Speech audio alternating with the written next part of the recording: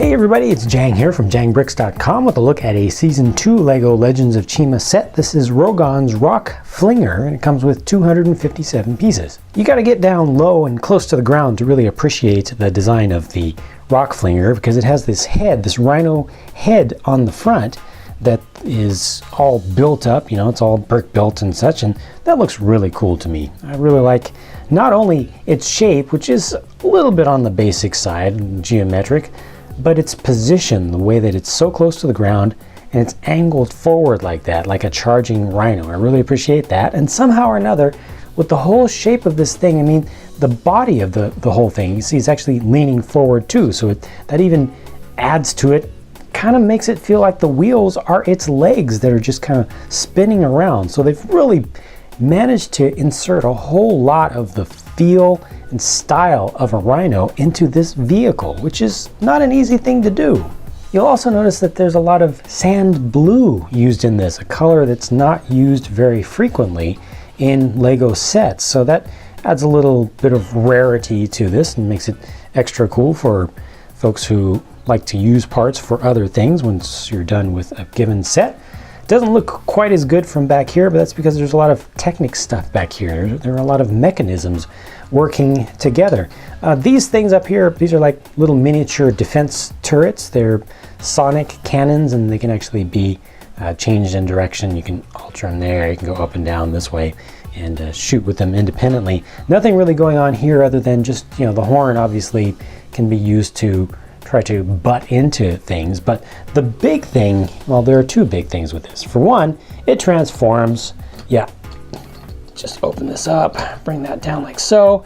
Now it's nice and low to the ground and sleek. This is supposed to be the kind of the pursuit mode of the thing, so kind of turns it into a different vehicle in a way. You know, it just has a different feel to it. Also notice that the wheels are farther apart in the front than they are in the rear. Just a little bit, just adds a little bit more to the overall shape of the thing. That's pretty cool.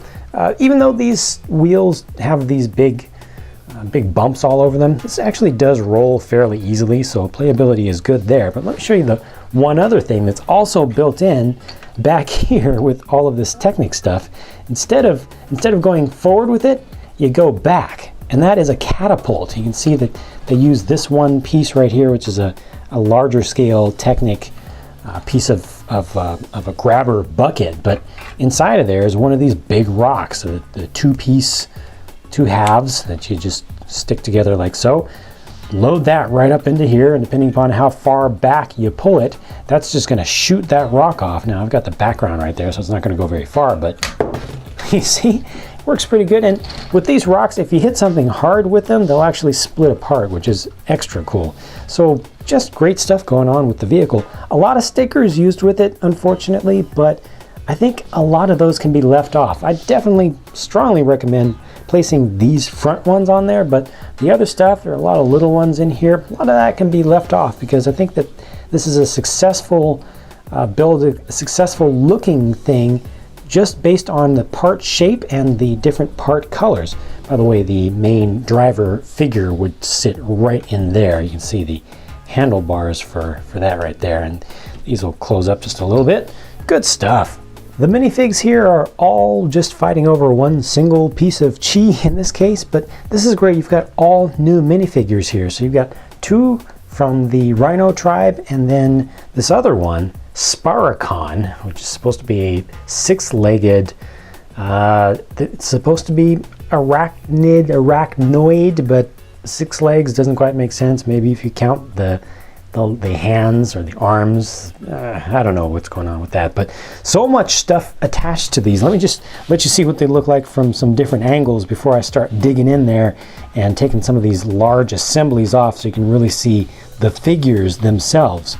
For weapons, so the first figure over here on the left is Renona, and she has a hammer horn, and that's a chi-powered hammer weapon with a rhino style horn on the end of it. And then you've got Rogon right here, and this is a 5-barreled chi boulder boomer, they call it. Just a funky thing. Does use the new style of blaster piece, which is really interesting. There's so many possibilities with that. Let me just look at that really quickly, because there's so many things you can do with it, because it has studs all over it and it's not too long, so it gives you plenty of space to add stuff on. It's just another example of a number of them that have been included in the 2014 Chima sets so far, with still more to come. And then Spiricon over here for a weapon uses an older piece, and that's a Hero Factory or large action figure piece. They call this a Spider Carapace blaster. It's very large and unwieldy. Fortunately, there is a fair amount of weight on the back of this figure, so even if it's not on a studded base, it still can stand up, but I strongly recommend that you just let that tip just touch the ground, because it's just way too big. It's really too much for such a small figure, in my opinion. So let's take some of this stuff off and dig in a little bit. There's a little bit better look at the figures without the weapons, so you can just see them a little bit more clearly as they are. Nice to have another female figure included, or a female character included in the series, and actually having a figure that you can buy helps to even things out a little bit. Still highly male dominant. There you can see the back of how the Spiricon figure is built, with these new interesting leg pieces that just have short peg endings on them. So it's just attached to a backpack piece and one of those bricks with the studs on all sides. Let's go ahead and take another layer of stuff off so you can see even more of the details of these figures. And there you get to see the full faces, the full natural heads underneath, and the torsos unobstructed.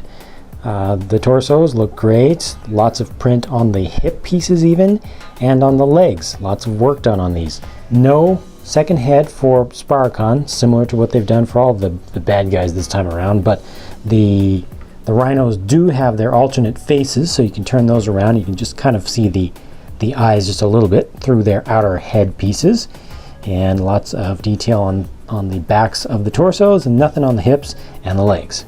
Well, that's just good stuff all the way around. Great looking vehicle, transforming features, shooting features, new minifigures, new parts, just very cool stuff. Interesting colors.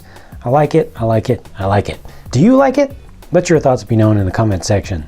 Do you not like it? Still let your comments be known. It's always good to hear more thoughts from more different people. I'm gonna get back to work, build some more stuff, probably work on some custom stuff, hopefully, and of course bring you more reviews, so stay tuned for more updates at jangbricks.com, and I'll talk to you again soon.